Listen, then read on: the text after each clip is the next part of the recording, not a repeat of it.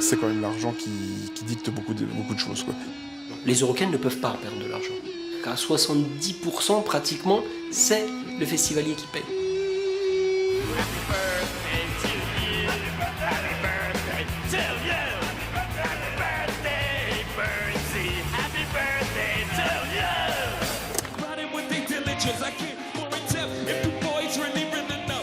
Ça devient compliqué d'avoir des grosses d'affiches puisqu'on arrive à des cachets aujourd'hui qui dépassent le million d'euros, voire 2 millions d'euros sur certains artistes.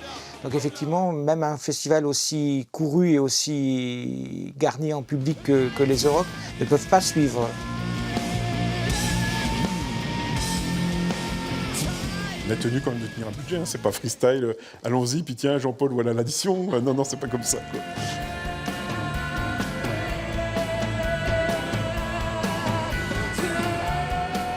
Le problème, c'est que les groupes aujourd'hui gagnent plus du tout d'argent sur la vente des disques. Donc leur seule source de revenus importante, c'est des concerts, quasiment. Des artistes, je dirais par exemple comme Coldplay qui ont joué en 2000 ou d'autres comme Depeche Mode qui ont joué en 2006, maintenant ça devient quasi inaccessible.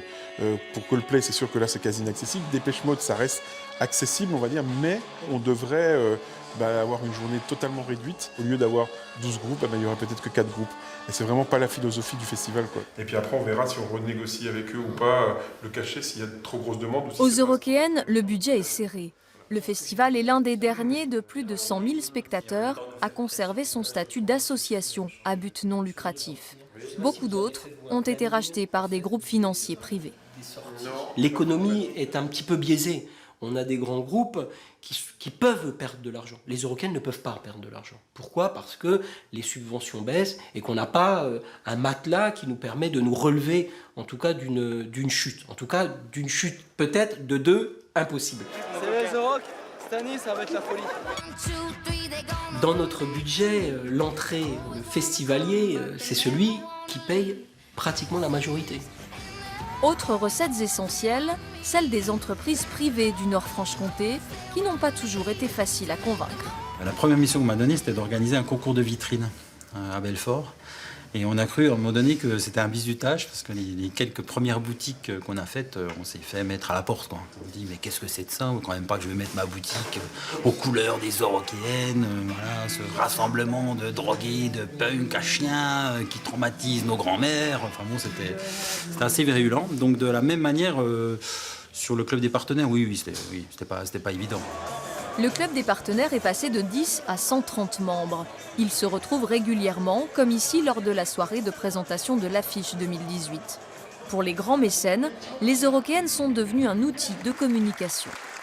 Nous sommes la première banque des jeunes et même si ce n'est pas une manifestation dédiée aux jeunes, c'est quand même un message que nous envoyons aux jeunes. Nous donnons sous toutes les formes l'équivalent d'un peu moins de 300 000 €.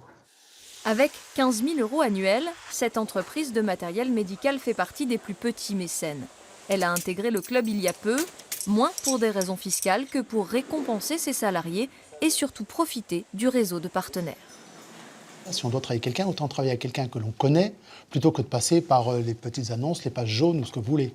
Donc oui, là j'ai fait des rencontres qui m'ont permis après d'aller plus loin dans une démarche commerciale. Acteur économique incontournable du Nord-Franche-Comté, le Festival des Euroc nourrit aussi le terreau musical du territoire.